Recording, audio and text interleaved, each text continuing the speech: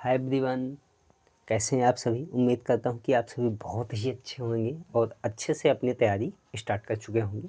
तो मित्रों, आप सभी का अपने इस यूट्यूब चैनल पे बहुत बहुत स्वागत है। मैं आपसे जिस प्रकार का अनाउंसमेंट किया था कि मैं 20 तारीख से आपकी क्लास रेगुलर कंटिन्यू स्टार्ट करूँगा, तो मैं अपने वादे के मुताबिक अपनी क्लास को स्टार्ट कर दिया हूँ, ठीक है। और जैसा कि आप जानते हैं कि ये जो सबसे पहले हम सब्जेक्ट स्टार्ट करेंगे वो सामाजिक विज्ञान स्टार्ट करेंगे। और जैसा कि आप जानते हैं कि ये एक ऐसा प्लेटफॉर्म है जहाँ पे 100% ईमानदारी के साथ, 100% क्वालिटी के साथ आपके पूरे सिलेबस को कंप्लीट करवाया जाएगा। तो इसलिए मैं आशा करता हूँ कि आप सभी लोग अपने इस परिवार पे आकर के अपनी इस हाई स्कूल की तैयारी को अच्छे से बेहतर बनाने का प्रयास करेंगे, ठीक है।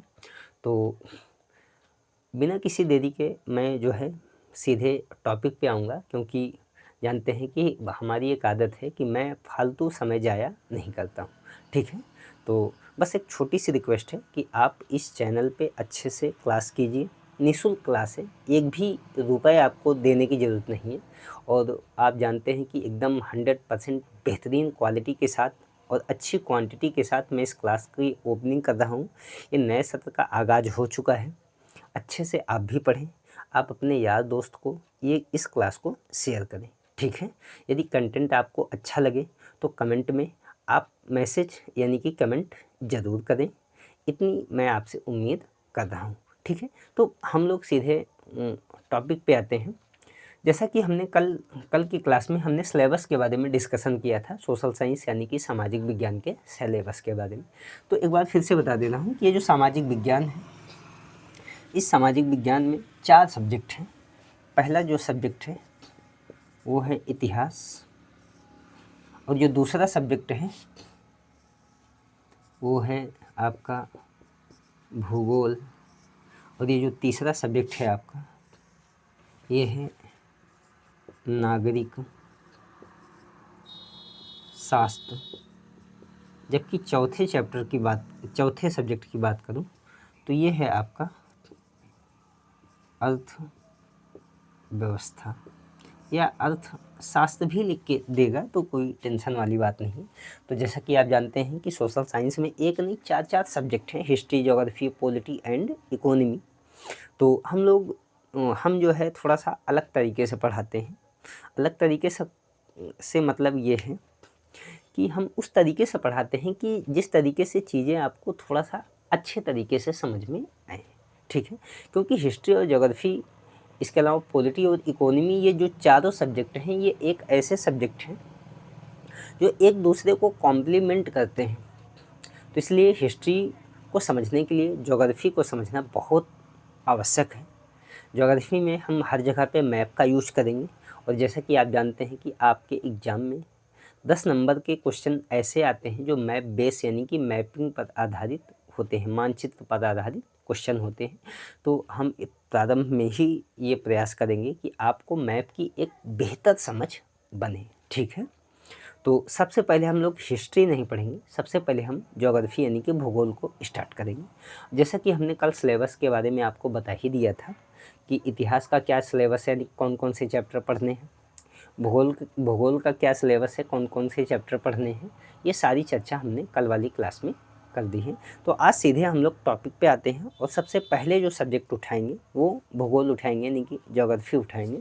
तो यहाँ पे ज्योग्राफी में हम लोग पहले चैप्टर के रूप में संसाधन एवं विकास, यहाँ पे हेडिंग भी दिए हैं, रिसोर्स एंड डेवलपमेंट। तो हम लोग इसी पे चर्चा करने वाले हैं, ठीक है। सामाजिक विज्ञान में हम लोग सबसे पहले भूगोल स्टार्ट करेंगे, और भूगोल में संसाधन एवं डेवलपमेंट ये पहला चैप्टर है। इस चैप्टर पे हम लोग चर्चा करेंगे, ठीक है। अब देखो ये जो चैप्टर है, इस चैप्टर को कैसे पढ़ना है, इसका कुछ सिनेरियो देख लीजिए आप, और इससे आपको ये पता चल जाएगा कि हम किस टीचर से और किस प्रकार से पढ़ने वाले हैं, क्या टीचर में क्वालिटी है या है भी नहीं। तो इसकी थोड़ा सा आपको आइडिया लगेगा, ठीक है। तो सबसे पहले इस चैप्टर में या किसी भी चैप्टर में हम लोग एक रूपरेखा यानी कि एक फ्रेम बनाएंगे। उस फ्रेमवर्क वर्क के आधार पे हम लोग उस पूरे चैप्टर को अच्छे से समझने का प्रयास करेंगे। ठीक है, तो जैसे ये पहला चैप्टर है, तो इस पहले चैप्टर में हम लोग क्या पढ़ने वाले हैं, इसमें इसकी थोड़ा सा रूपरेखा हम लोग समझ लें। तो सबसे पहले इसमें हम जो पढ़ने वाले हैं, पहला टॉपिक इसका हम इंट्रोडक्शन यानी कि परिचय देखेंगे, अर्थात संसाधन किसे कहते हैं, ये हम थोड़ा समझने का प्रयास करेंगे। फिर उसके बाद हम लोग देखेंगे संसाधनों का विकास, यानी कि परिचय में ये समझने का प्रयास करेंगे कि संसाधन है क्या, यानी कि संसाधन किसे कहते हैं, और उसके बाद हम लोग ये समझने का प्रयास करेंगे कि संसाधनों का विकास कैसे होता है, ये थोड़ा सा देखने का प्रयास करेंगे। फिर तीसरा जो सेगमेंट है उसमें हम लोग देखेंगे संसाधन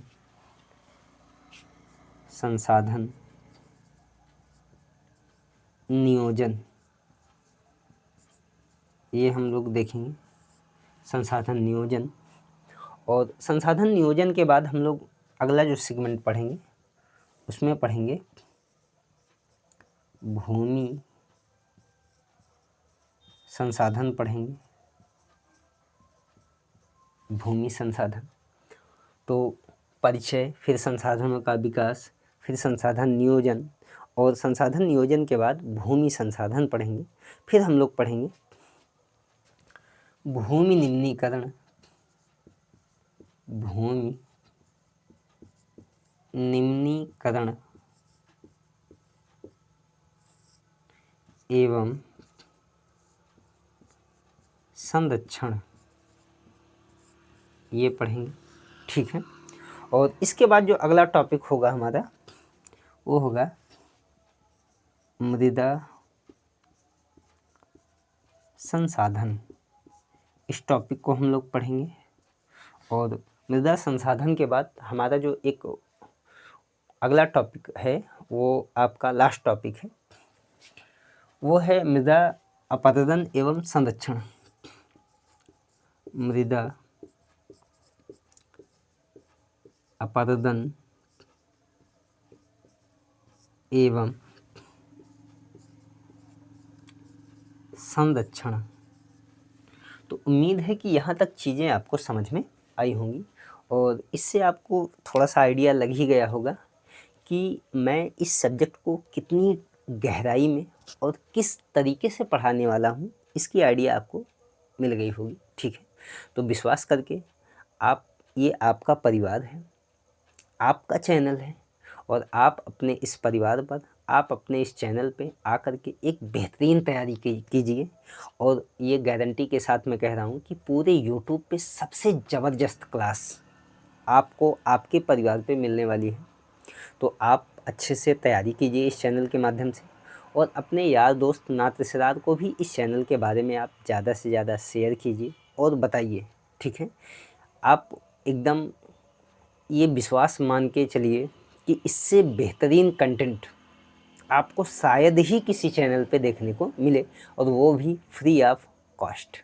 ठीक है, चलिए, तो हम लोगों ने पहले इसका सिनेरियो देखा कि संसाधन एवं डेवलपमेंट, यानी कि रिसोर्स एंड डेवलपमेंट, ये जो चैप्टर है इसको हम किस तरीके से पढ़ने वाले हैं। सबसे पहले इसमें हम इंट्रोडक्शन, परिचय देखेंगे, फिर संसाधनों का विकास, फिर संसाधन नियोजन, फिर भूमि सुधार, फिर भूमि निम्नीकरण एवं संरक्षण, फिर देखेंगे मृदा संसाधन, मृदा अपरदन एवं संरक्षण। तो इतने टॉपिक को पढ़ेंगे तब जाकर कि हमारे ये चैप्टर कंप्लीट होंगे। ठीक है, और इसके साथ साथ मैं आपको ये भी बता दूं कि इसके साथ साथ मैं क्वेश्चन की भी प्रैक्टिस आपको करवाता चलूँगा। आपके बुक में जो भी क्वेश्चन दिए हैं या आज तक एग्ज़ाम में जो भी क्वेश्चन पूछे गए हैं, उस क्वेश्चन की मैं फॉर्मेटिंग बाकायदे अच्छे तरीके से मैं करवाते चलूँगा, ताकि आपकी स्थिति कुछ समय के बाद ऐसी बन जाए कि आप कोई भी, आपके सामने कोई भी क्वेश्चन आ जाए तो आप उस क्वेश्चन को बेहतरीन तरीके से लिखने की क्षमता विकसित आपके पास हो जाए, अच्छा कंटेंट आपको मिल जाए। ठीक है, चलिए, ये हो गया। तो सबसे पहले इसमें हम परिचय पढ़ेंगे, फिर संसाधनों का विकास, फिर संसाधन नियोजन, और फिर पढ़ेंगे भूमि संसाधन। और भूमि संसाधन पढ़ने के बाद भूमि निम्नीकरण एवं संरक्षण, ये एक समस्या है भूमि संसाधन की। उसके बाद मृदा संसाधन पढ़ेंगे और मृदा संसाधन की एक समस्या है मृदा अपरदन एवं उसका संरक्षण। ठीक है, तो ये है। चलते हैं हम लोग आगे की ओर। तो इसमें हम सबसे पहले इसके परिचय पे चर्चा करेंगे। परिचय, सबसे पहले हम लोग परिचय देखेंगे। परिचय में ये देखने का प्रयास करेंगे कि संसाधन किसे कहते हैं। ठीक है, तो इसकी परिभाषा हम लोग देखेंगे। तो प्रकृति में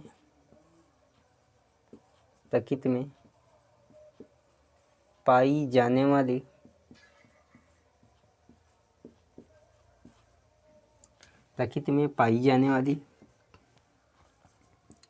वो समस्त वस्तुएं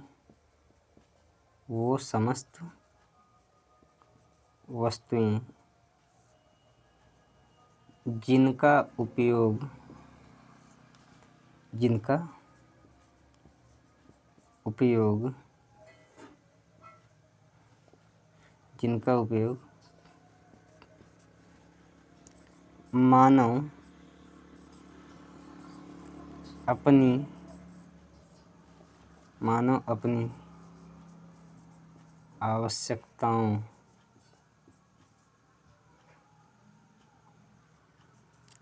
मानव अपनी आवश्यकताओं की पूर्ति के लिए करता है। मानव अपनी आवश्यकताओं की पूर्ति के लिए करता है। संसाधन कहलाती है। तो उम्मीद है यहाँ तक चीज़ें आपको समझ में आई होंगी कि संसाधन किसे कहते हैं। तो हमने बताया कि प्रकृति में पाई जाने वाली वो समस्त वस्तुएं जिनका उपयोग मानव अपनी आवश्यकताओं की पूर्ति के लिए करता है, संसाधन कहलाती है। ठीक है, चलिए और समझने का प्रयास करते हैं। संसाधन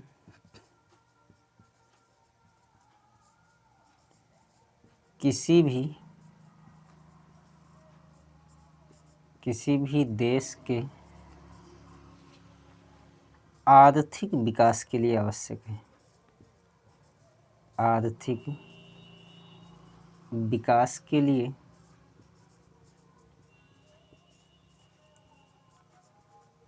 आवश्यक है। ठीक है, आप इसका उदाहरण आप देख रहे होंगे या सुन रहे होंगे, जैसा कि अभी देखने को मिल रहा है कि यूक्रेन और इजराइल का युद्ध क्यों हो रहा है। इसके पहले रसिया और यूक्रेन का युद्ध हुआ था। तो क्यों हुआ? इसलिए हुआ ताकि ये जो देश हैं ये अपने साम्राज्य का विस्तार कर सकें या अपनी सीमा का विस्तार कर सकें। और जब सीमा का विस्तार होगा तो इससे क्या होगा? उनके संसाधनों का विस्तार होगा। ठीक है, जिस क्षेत्र पे रूस हमला किया था, यूक्रेन के क्रीमिया के क्षेत्र पे, आप जानते हैं कि वो जो क्रीमिया है वो खनिज तेल भंडार के लिए प्रसिद्ध है। तो इसलिए हमने बताया कि संसाधन की चाहत रसिया को यूक्रेन से युद्ध करने के लिए खींच लाई। ठीक है, और देखिए संसाधन के अंतर्गत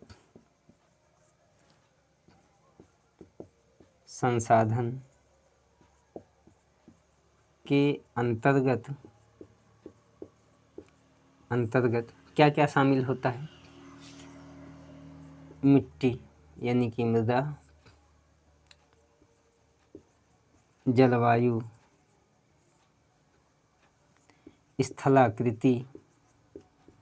स्थलाकृति का मतलब पर्वत, पठार, मैदान, ये सारी चीज़। इसके अलावा वनस्पति तथा खनिज शामिल है। यानी कि खनिज, वनस्पति, स्थलाकृति, जलवायु, मिट्टी, ये सभी क्या हैं? एक प्रकार के संसाधन ही हैं जिनका उपयोग करके मनुष्य अपने आवश्यकताओं की पूर्ति करता है। ठीक है, तो ये हमने आपको समझाया कि थोड़ा सा परिचय यानी कि संसाधन किसे कहते हैं इसके बारे में हमने बताया। अगर आज के बाद कोई क्वेश्चन आपसे पूछे या प्रश्न ही आ जाए कि संसाधन किसे कहते हैं, परिभाषा लिखिए, तो आप आसानी से बता सकते हैं कि प्रकृति में पाई जाने वाली वो समस्त वस्तुएं जिनका उपयोग मानव अपनी आवश्यकताओं की पूर्ति के लिए करता है, संसाधन कहलाती है। ठीक है, फिर बताइए कि संसाधन किसी भी देश के आर्थिक विकास के लिए आवश्यक है। फिर उसको ये भी समझाइए कि संसाधन के अंतर्गत मृदा, जलवायु, स्थलाकृति, वनस्पति तथा खनिज शामिल है। तो उम्मीद करता हूँ कि चीज़ें यहाँ तक समझ में आई होंगी। यदि आपको ये क्लास अच्छी लगे तो आप कमेंट में हमें सुझाव ज़रूर दीजिए, ताकि हम प्रत्येक बच्चे का कमेंट पढ़ के समुचित उसका उत्तर दे सकें, और अपने यार दोस्त नात रिश्तेदार को इस क्लास को ज़्यादा से ज़्यादा शेयर करें, क्योंकि आपको पता चल गया होगा कि मैं किस तरीके से कंटेंट को पढ़ाने वाला हूँ। ठीक है, बिना 1 रुपये लिए, एकदम निःशुल्क है। आपका परिवार है, आपका सपोर्ट बहुत आवश्यक है। ठीक है, फिर मिलते हैं हम लोग अगली क्लास में। तब तक के लिए बहुत बहुत धन्यवाद।